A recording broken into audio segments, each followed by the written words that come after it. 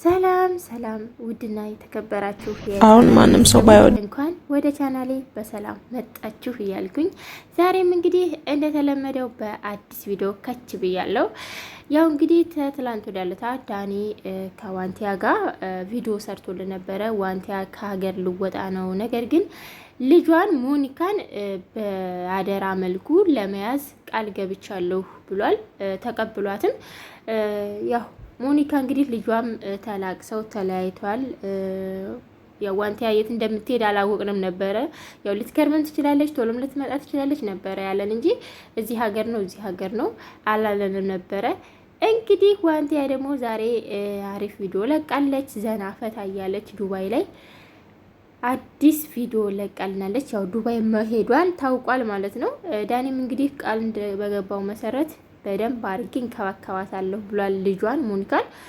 ነገር ግን ማለት ዋንቲያ ልጇን ወደ ዱባይ ለመዝናናት ይዛ መሄድ አትችልምን ብዬ አሰብኩ። ለመዝናናት ከሆነ ሄደችው፣ ለስራ ካልሆነ ልጅቷን ይዛ ብትሄድ የምር በቃ በጣም ደስ ይላል። እንደውም ልጅቷን ማብራት ዝናናለች ብዬ ነው የማስበው።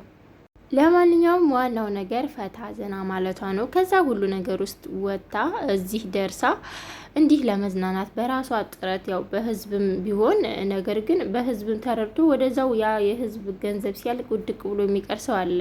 ነገር ግን እሷ ጠንካራ ሆና ተነስታ ከዛ ሁሉ ነገር ላይ እዚህ ደርሳ በማየቴ በጣም ደስ ብሎኛል። ለማንኛውም ያው ለስራም ከሆነ የሄድሽው በጣም ነው ደስ የሚለው። እየተዝናኑ እየሰሩ በነገራችን ላይ ሲዝናኑ ነው በጣም ደስ የሚለው። እኔ አንዳንዴ ፕራንክ ነው እንዴ የሰሩን፣ እንዴት ልጇን ያን ሁሉ የለፋችባትን ልጇን እንዴት ጥላት ትሄዳለች ብዬ አስቤ ነው። ያው እንግዲህ ምናልባት ለስራም ሊሆን ይችላል፣ የምታመጣቸው ነገሮች ምናምን ኖረው ሊሆንም ይችላል።